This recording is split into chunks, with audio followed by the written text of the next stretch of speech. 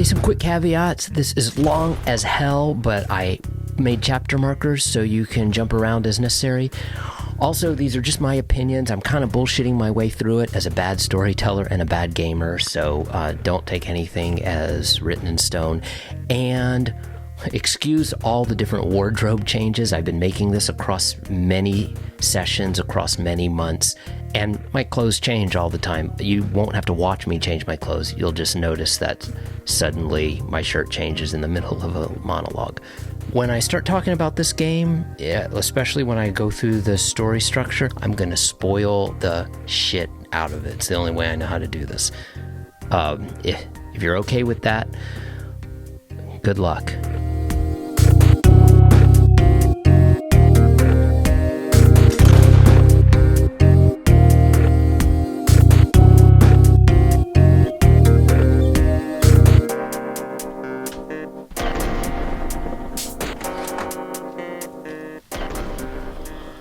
Holy shit. Over the past 2 months, I have clocked in 100 hours on a video game called Red Dead Redemption 2, and I'm dying to talk about it because it kicks ass. I can't rationalize talking about it, though, because I need to focus on writing stuff, and I've got a novel coming out in June. I'm going to jam in a reason to talk about it from a writerly standpoint, so I don't know if I can do this. I love this game. I like thinking about storytelling structure. Whoa, I didn't even tell you why I'm holding this book. This book is called The Writer's Journey. It talks about a storytelling structure called The Hero's Journey. I want to use that lens to look at this video game. But here's how I'm going to try to do it.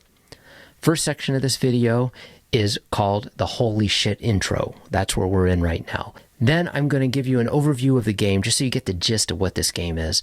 Then I'm going to talk through the hero's journey and like how I think about it in as quick a way as I can while still hitting the essential steps. Then I'm going to introduce the key characters in Red Dead Redemption 2 that I want to use for this analysis. Then I'm going to review how Arthur Morgan, the hero of Red Dead Redemption 2, fits so beautifully into the hero's journey. I might spend a little time complaining about the epilogue after that, and then just some closing thoughts. Now I want to give you just a high-level view of this game in case you're unfamiliar. The game is called Red Dead Redemption 2, published by Rockstar Games in 2018. It follows the exploits of this outlaw named Arthur Morgan. He's part of the Vanderlyn gang, led by Dutch Vanderlyn. This is 1899 where this takes place, and so this is sort of like the end of the Wild West as this gang is kind of running from the law and a lot of other enemies they've made along the way. And Arthur Morgan is our hero who is kind of struggling to make sense of all this and questioning like his loyalties and his whole lifestyle in general. It's an open world action adventure, which is kind of interesting to me because there's this whole narrative that's compelling enough that I'm making this whole video about the narrative. At the same time, this is an open world game, so along the way you can decide, hey, I'm going to go hunting for the next 6 hours. I'll get back to the story later. I literally spent hours hunting for a squirrel with a perfect pelt to upgrade my stupid satchel just because I wanted to. Or you can rob a train, stick up a stagecoach, get a haircut, go fishing, help someone whose horse just died, or suck the poison out of someone's leg who just got bit by a snake, or a million other things you can decide to do. I'll talk about the honor system in the game later, but for now I just want to mention that there's this vast world that you can explore alongside the narrative. It's kind of amazing how well this game succeeds at both things at the same time. It's an open world game full of horribleness and kindnesses depending on how you decide to play the game, and there is this mainline story that has a very clear structure to it. And what I think is remarkable is even though you can make your own decisions along the way, the story still works, just with a little bit of differences in how and when you learn these bits of wisdom. My explanation totally didn't do justice to this game, but hopefully as we talk it through, you'll get to see like what's so wonderful about this story. Oh, I should also mention that this game involves a lot of shooting and requires some quick reaction time and some good aiming skills and not getting shot at, and that wasn't a part I was so good at, and I died a lot.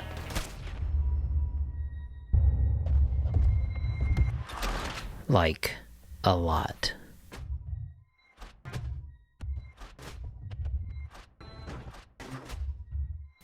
A lot. Okay, let's do this shit. The Hero's Journey. So in 1949, Joseph Campbell wrote a book called The Hero with a Thousand Faces, and he describes a narrative style called the hero's journey after studying cultures and religions and finding similarities in how we tell stories. In 1992, Christopher Vogler wrote The Writer's Journey, which is like a more accessible way to think of the hero's journey for screenwriters, but it works for all kinds of storytellers, and I found it very useful when working on my novels. I don't typically use it during a first draft, but just in later drafts when I know something doesn't feel quite right about the storytelling, I'll sometimes use this hero's journey template to help me think about some possible issues with my story structure. So let me just really quickly kind of sum up the key beats in the hero's journey before I get into Red Dead Redemption and how it works in that story. The first step is the ordinary world. This is where you see the character just doing their regular day-to-day thing. This is like in Star Wars, Luke Skywalker is some bored farm boy on his home planet. The next step is called the call to adventure, or the call to action. This is where the hero is presented with a problem or a challenge. Oftentimes, this is like some kind of adventure that they could potentially undertake. In Star Wars, this is like, will Luke try to rescue the princess, become a Jedi, whatever. The next step in many stories is refusal of the call. This is where the hero is reluctant, just scared to accept the call for one reason or another. Luke doesn't immediately go with Obi-Wan on this adventure. He goes back to his aunt and uncle's farm. I mean, they've been slaughtered, which pushes the story forward. Meeting the mentor. In many stories, the hero meets a mentor who helps guide them on their journey. In Star Wars, again, this is Obi-Wan. When the hero first commits to the adventure, this is called crossing the first threshold. This is where they decide, okay, I'm doing this thing. Now, this is kind of a catch-all step, which is called tests, allies, enemies. This is where the hero is tested in many different ways as they learn the ways of this world. And they meet allies and enemies along the way. The next step is called approach to the inmost cave. This is where the hero comes right up against something big and dangerous. Like maybe in Star Wars, this is where Luke gets sucked into the Death Star. Then we have the ordeal. This is where the hero has to confront their greatest fears. Here they are facing the dragon. This is the moment we don't know if the hero is going to pull it off. Sometimes I find this moment tricky to pinpoint. The idea is that there's this big, scary moment where the hero has to confront some of their fears. Once they get through the ordeal and survive, they get what's called the reward, also known as like seizing the sword. So this is where the hero gets something out of that experience. So it can literally be a sword or something physical, but often it is some sort of wisdom or something they've learned from this moment. Then we come to the road back. This is some sort of return from this special world along the adventure, and it could be a chase scene, an escape sequence, something intense after having seized the sword. Now we come to the resurrection. This is similar to the ordeal in that it could be a life or death moment, but now our hero has some new wisdom and can demonstrate this wisdom in this moment. And finally, we have return with the elixir. This is where the hero comes back from their quest with some triumph or treasure or wisdom that they can share. You know, maybe this is Luke coming back having defeated Darth Vader for now and can celebrate with his friends. Now, I just want to say real quickly before I go into Red Dead that I don't treat the hero's journey as something that has to be taken too by the book, literally exactly as it's shown here. So, you know, I like to just use it as food for thought about storytelling. So you'll see me take some liberties.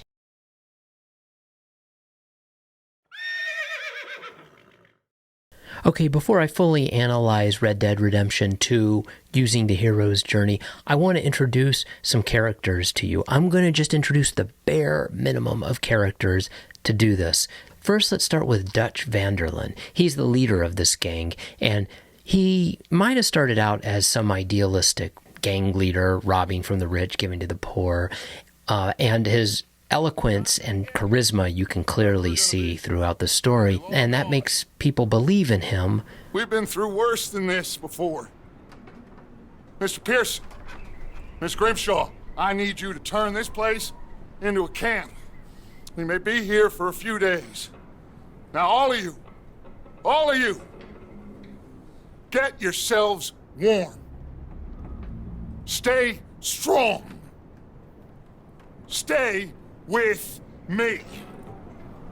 We ain't done yet. Come on, Arthur. He gives great speech, but the crimes that this gang commits gets messier and messier, more dangerous and more vengeful and more stupid as time wears on. So then we've got Arthur Morgan. He's the hero of this story, and he's in the gang struggling to figure out how to be in this world. Like, on one hand, his whole life has been in this gang practically. He was picked up as some wild delinquent by Dutch, and he's been extremely loyal to Dutch over the years. But he is second-guessing Dutch's decisions, and he's wondering whether it makes sense to be blindly loyal to someone, especially when Arthur sees some of the dishonesty and hypocrisy and all the violence and death around everything they're doing in this gang. You give me this ship, $10,000, and safe passage out of here, I'll let you live. I'll do no such thing. You sure? Good. I prefer it this way. You lost your man! Noise, Arthur! Noise! So one other character in this gang is John Marston, and also his wife Abigail and their son Jack. Now, John is a little bit like a younger version of Arthur, and he's hot-headed, and he's not quite ready to be like a good husband or a father or a friend. He kind of disappears for stretches of time. Now, this scene isn't perfect because it's out of context and neither character is behaving so well, but it just shows you the initial tension between Arthur and John. How you holding up, John? Fine. Still ain't right, but I'm fine. You damn well should be after all that bed rest. Hey, all right. Abigail wouldn't let me up. You know her. She won't be reasoned with. Well, when you was having a failure of reason, hiding behind your woman, we were getting shot at. And I'd do the same for you, if you was in a bad way. I hope so. But I fear you don't know how to help anyone. Except in yourself.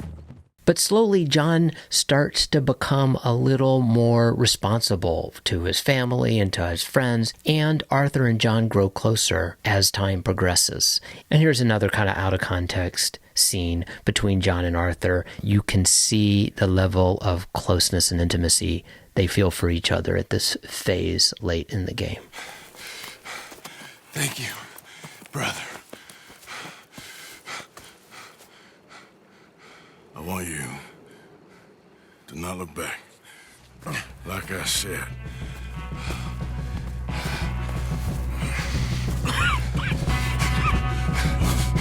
Okay, and then there's Micah Bell. Now, a lot of these characters in Red Dead Redemption 2, you don't quite know if you like them or you don't at first. They're very interesting. Micah Bell is one of those characters where you first see him and you're like, this guy is fucking trouble. Every mission you go on with him turns to shit. Was you followed? No. Was you followed? I said no. Okay. What is your problem? What is your problem, partner? You don't look so good. What is wrong with you? Nothing wrong with me. I'm fit as a fiddle. And not inside you ain't. I'm just a realist, friend. And then there's Rainsfall. He is the chief of the Wapiti Native American tribe in this game. I don't know historically like what they are basing this tribe off of. So, and I don't know, I can't speak to historical accuracies in those details in this game. But within this game, Rain's Fall is this chief, and the gang, especially Arthur, has quite a few interactions with this tribe, especially with Rain's Fall and his son Eagleflies. Now, Rain's Fall has got a lot of wisdom from all the tragedy he has seen fall on his people. He tries to compel his son Eagleflies not to turn to violence because he knows where this will all lead. He's seen it before. Father, you are tired. Do not die for pride, my son. We have suffered too much in this trick. The earth, the water, they have no pride. They endure, and we must endure. My only boy, my precious boy, do not mistake my strength for weakness. As your chief, I implore you. Your words mean nothing to me, Father. Okay, there are tons of other characters, some wonderfully complex characters, but I'm just going to go for the essentials here, so how about that? So what's great about Red Dead Redemption is even though I will argue that Arthur Morgan does follow the hero's journey, the story doesn't follow the cliched tropes of a hero's journey. For instance, the ordinary world. Arthur Morgan's ordinary world involves all these crazy adventures that he's going on with Dutch and the gang. And his call to action, rather than being to go out on some big adventure, is kind of reversed. It's like for him to stop doing these destructive adventures. This feud between you and him needs to be put to rest, one way or another. There are so many messed up missions that you go on with Dutch and the gang, and the call to action is to figure out a better way to be, which brings us to the refusal of the call, which in this case, it involves Arthur just continuing to go on these doomed adventures without Arthur stepping up and saying, no, I'm done with this. When you analyze stories with the hero's journey lens, you'll often find that things happen in a slightly different order or different emphasis than, maybe the cliched way. And meeting of the mentor.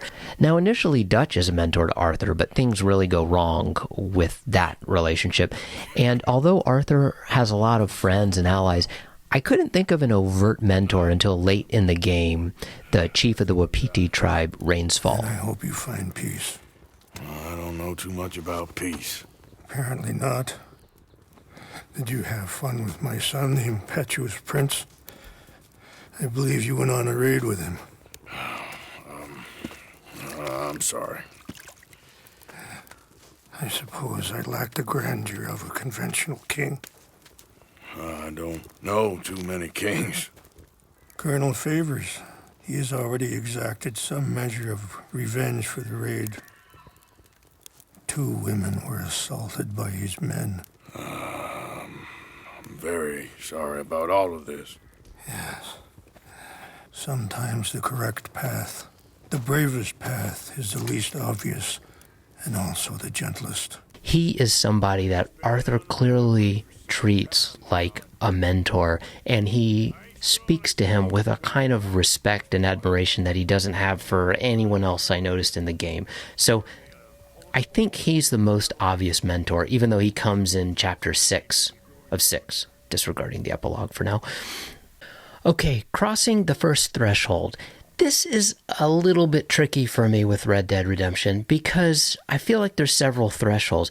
Like from the very beginning of the game starts right after some botched robbery. He is already questioning Dutch. You good, Dutch? Of course. Listen, I know you don't think much of my ideas recently, but this is the right move. And it really builds up to chapter 6 when John is in jail and Dutch doesn't want to go break him out. And Arthur decides he's going to do it anyway. I mean, yeah, sure, it's not a good idea to break into a prison, but it's just the fact that Arthur's coming up with his own moral code rather than just blindly following Dutch. You brought him back to me. We told you we would. John! What are you doing here? Good to see you too, partner. I meant I hadn't sent for you yet. I win. But I said that. Yeah, I know what you said. I felt different. Is that so? Yes. And when Spring and John brings the law down on all of us, what then, Arthur? Well, I guess we'll have another fight on our hands. Loyalty, Arthur, it ain't. I had a goddamn plan! John. And so I think there's several thresholds that build up rather than one first very loud threshold.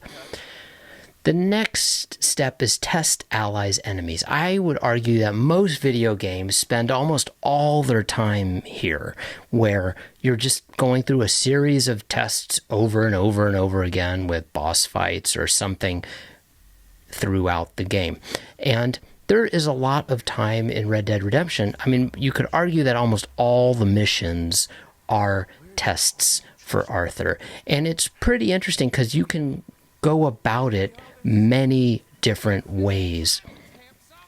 From the very first mission, you can decide whether to kill somebody or let them go. Why are you up here? We're fixing to rob some train. Gonna blow the tracks. I don't know more than that, I swear. Well, I would say it looks like you have this, Arthur. Do what you want with him. I don't care. But bring that horse when you're done. Oh. I don't know anything else.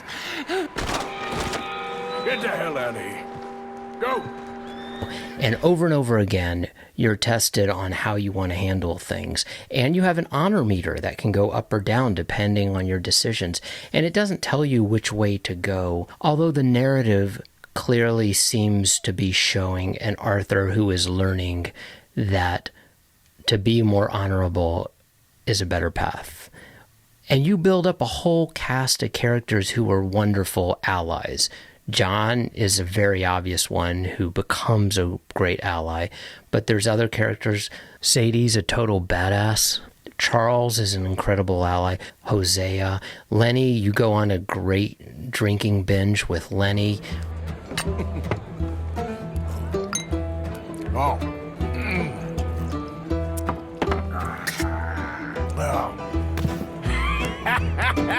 That's great, partner. Lenny, where are you? Lenny, where are you? What are you doing, kid? Hello, Arthur. You know what? I don't know.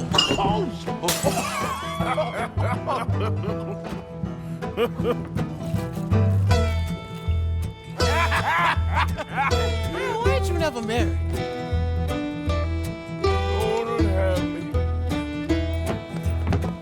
That's the thing, you see, because it...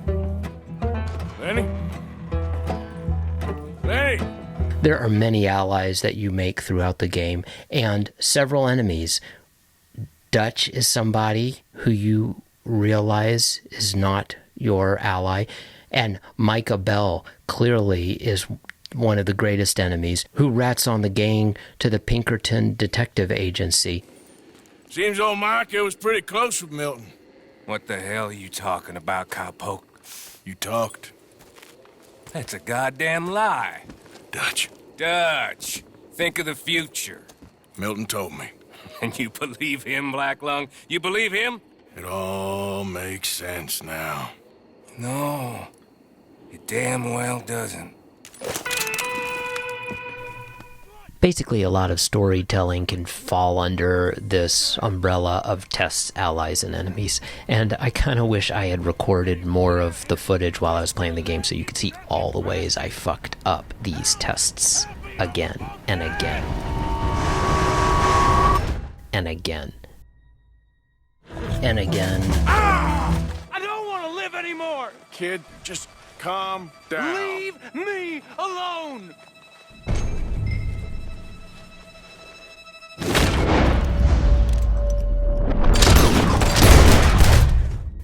again.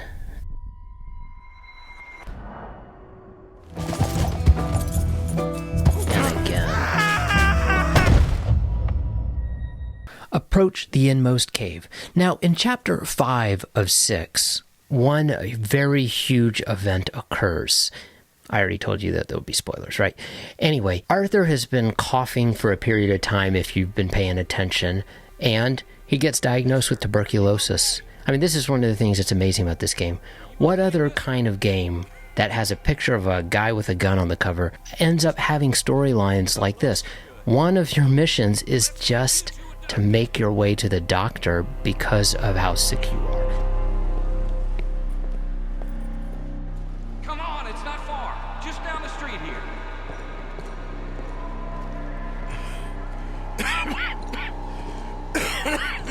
Give me a minute. Give me a minute. I'll be fine in a minute. There. I'm fine.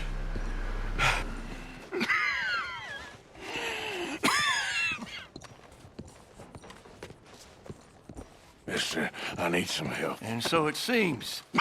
And that's Dr. Mister to you? I'm sorry. I was joking.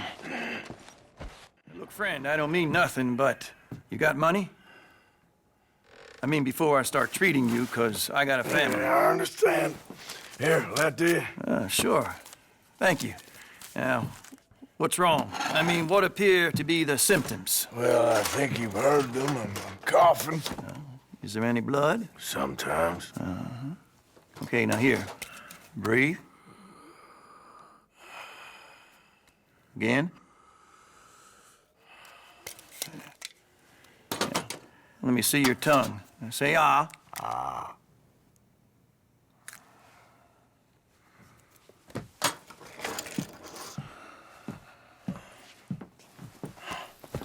What is it?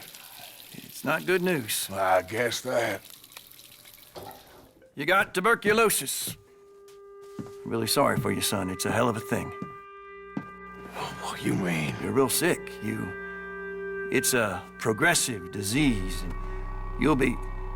Now, the best thing is rest, and getting somewhere warm and dry and taking it easy. Now, is that possible? Sure, I can just take my winters in my country club in California. No, it's not possible. Well, like I said, I'm real sorry. Yeah, well... We can't change what's done. We can only move on.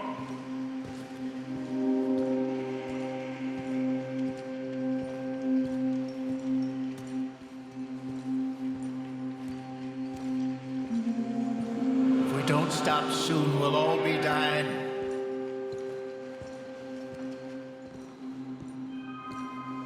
I sometimes wonder if things was ever the way we remembered them. If we were ever who we thought we was.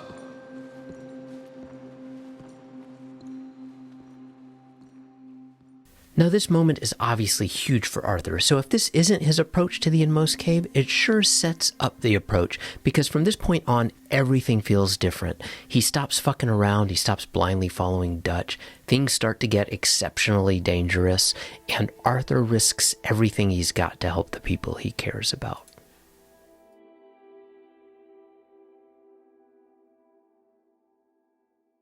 A quick little detour here. Earlier in this chapter, Arthur, Dutch, and a few others get stranded on an island called Gawarma. And although this section is important to the narrative, definitely it's a threshold of sorts, if not approach to the inmost cave, if not ordeal, if not just a whole journey onto itself. I'm going to ignore that storyline to keep this arc a little more simple, because I think I can still talk about the narrative without venturing into Gawarma and back. You could probably argue that there are a few spots that are the ordeal, but I think it's when Arthur goes to help Eagle Flies, who is in over his head in a battle with the army. Arthur goes along with Dutch and the gang, but Dutch and Arthur are already at odds, and Dutch is going there to create more chaos, steal money, whereas Arthur is going purely to get Eagle Flies to safety. Let's go! Come on!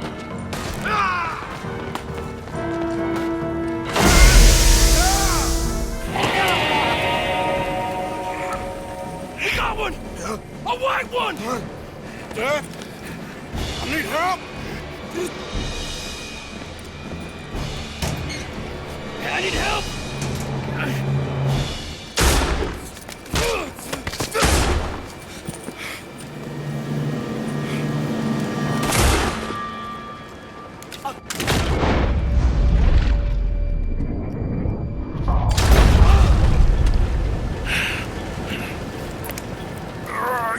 You silly fool! Come on! You saved my life more than once. To give mine for yours, it's as it should be. Come on! We need to go. You ran away. Oh, I did no such thing. Don't be a fool. They could be back here any minute. We did it, gentlemen. Oh, we got some money. And with the train job, well, we got a whole lot of money. Come on. Everything is coming together. Exactly as I planned. I've got to take the boy to his father. As you wish. Usually is nowadays. Sure. It makes it unambiguously clear to Arthur that Dutch does not care for Arthur like a son, even though that's what he says over and over again. And Dutch only cares about himself. The reward is a tough one. Arthur's reward is to know for sure what is right and what is wrong. And following Dutch is clearly wrong, and helping the people who are decent to him, like John and Abigail and Sadie, is what is important. Hold up a moment. Arthur, there's no time. There's time. What happened to John? Where's John? I don't... I think...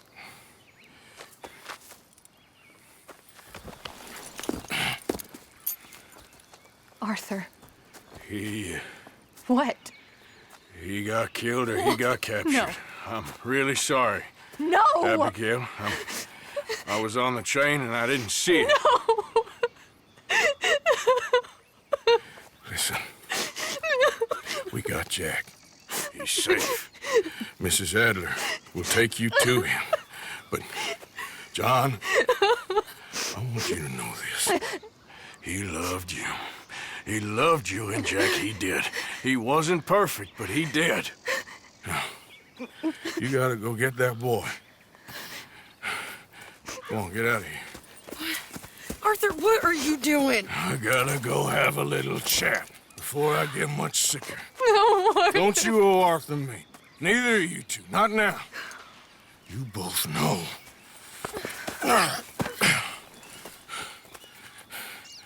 You're good women. Good people. The best. You go get that boy. There'll be time for sorrow later. The cool thing about a story that involves a guy riding on a horse for so many goddamn hours is that the road back can literally be a road back. And in this case, I think it is Arthur as he goes to confront Dutch and Micah and also to save John. At first he thought John was dead. Turns out that Dutch left him for dead and he's alive and just wounded. Now, one subtlety about the hero's journey that I haven't mentioned is that oftentimes with most stories, you'll see that there's kind of like an outward journey and an inward journey. The outward journey is more of like the overt plot, but the inward is more of the emotional thing that the hero's going through. In a lot of cases here, I'm showing you kind of the inward element of this journey. There's a good man within you, but he is wrestling with a giant. really sorry for your son. It's a hell of a thing. And all you can do now is decide the man you want to be for the time you have left. And so I think the resurrection is the fact that Arthur can fight the law, Dutch, Micah Bell, so that John can escape safely with his family. We ain't both gonna make it. Go. Now, I'll hold them off. It would mean a lot to me. Please. There ain't no more time for talk. Go. Arthur, go to your family. Arthur, get the hell out of here and be a goddamn man. You're my brother.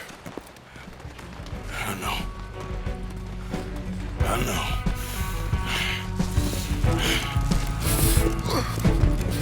God damn you bastards!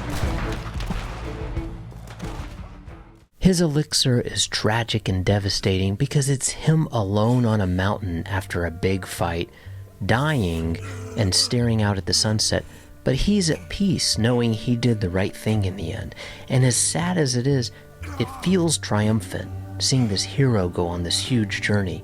I think part of the reason this narrative feels so satisfying is because of how brilliantly they crafted a hero's journey for Arthur Morgan. May I stand unshaken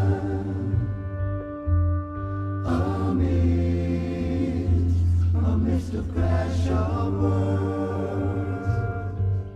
Oh yeah, I'm supposed to complain about the epilogues.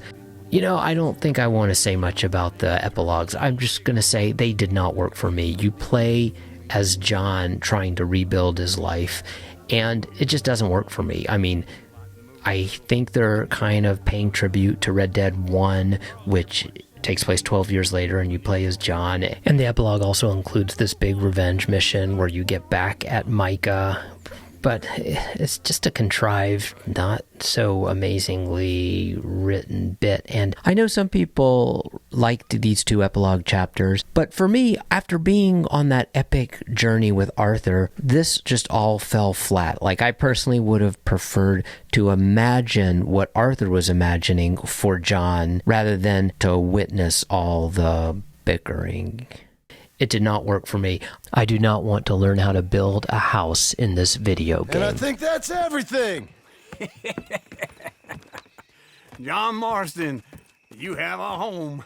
So there it is, a very long analysis of the hero's journey in Red Dead Redemption 2. I only covered the narrative. There are many things that make this game a masterpiece, but the storytelling was just amazing. And as much as I've enjoyed gaming lately and some of the great writing in games, this is the first game I've played that had such a clear hero's journey that I wanted to just talk it through with y'all. Holy shit, we got to the conclusion. Thanks if you actually got to the end of this. That is crazy. Are you gamers? Are you writers? Are you both? Neither? Whatever. More power to you. I can't believe you made it with me all the way to here. Take care. I don't even know how to end this thing. I've spent so many hours on this video talking about all the hours I played on the video game, and it's going to be sad to end this video because does that mean the end of Red Dead Redemption 2? You know, I think I'm going to start over and play it again from the beginning now I think about it.